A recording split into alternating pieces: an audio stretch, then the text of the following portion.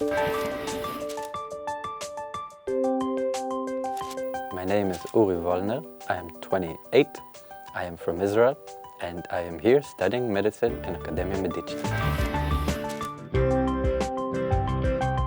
I think what surprised me the most about Poland is how similar it is to Israel in many, many ways.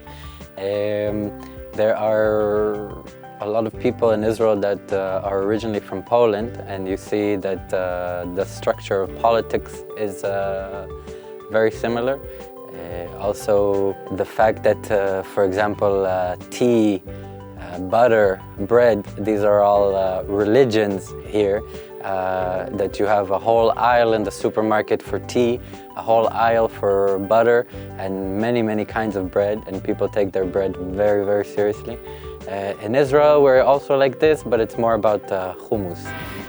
Another thing that surprised me very much is how strong old babchas in the tram are. I have a lot of respect for them these days. I don't think I have ever been beaten up so much by a grandmother before, and power to them. Another thing that surprised me about Poland is this fashion of wearing sandals with socks.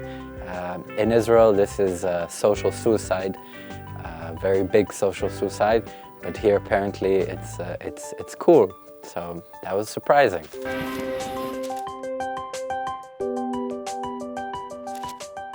When I came to Poland in the beginning, I was looking for an easy way of dealing with the Polish language, and so I thought that it would be a good idea to add the word ski to the end of every English word, and by this it would sound a little bit like Polish, so I would say thanks ski or sorry ski and things like this. It didn't really work out too well.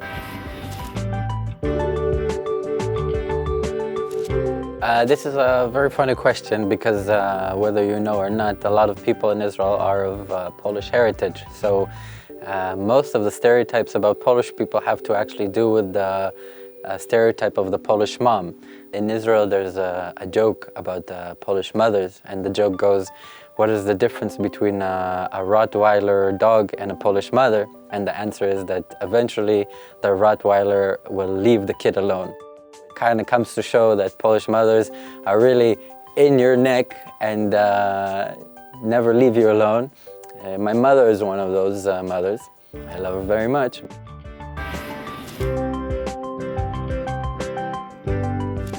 The more traditional things like the gałązka and nóżki. I even named my dog Nóżki.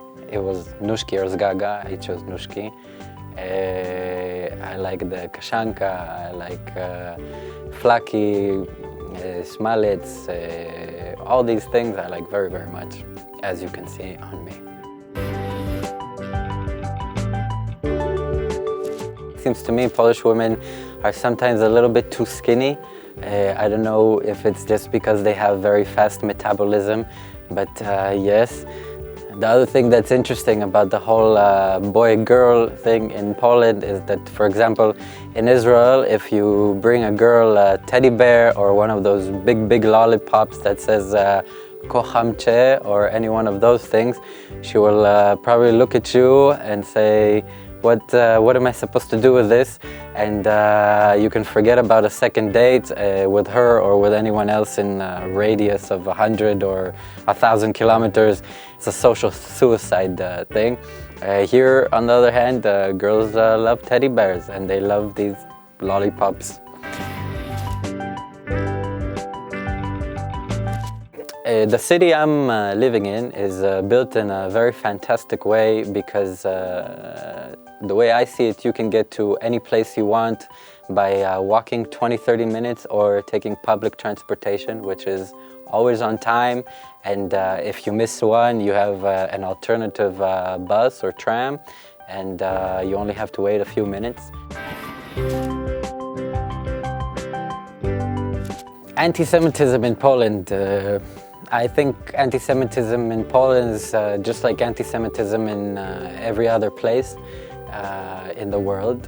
It exists just like all other types of racist opinions exist. I don't think that it's extreme. I do not have a feeling that when I'm walking around here I'm scared or that people look at me different or anything like this.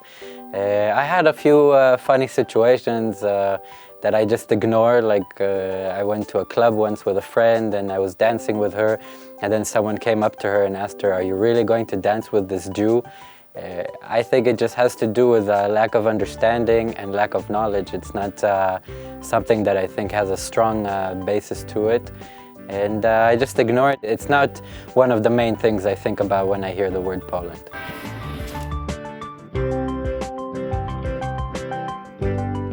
Jan and Pawła, Wałęsa, Popiełuszko, and besides them you also have ones that I like very much, like Tamara Delimpicka, Tomasz Baginski, which I think is a real genius. You have Mordechai Anilevich. You also have David Ben-Gurion, which was the first Prime Minister and Minister of Defense of Israel in 1948. He's originally from Płonsk, if I'm not mistaken.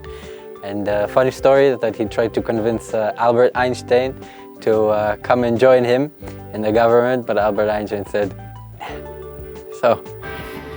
Pozdrawiam internautów Wirtualnej Polskie.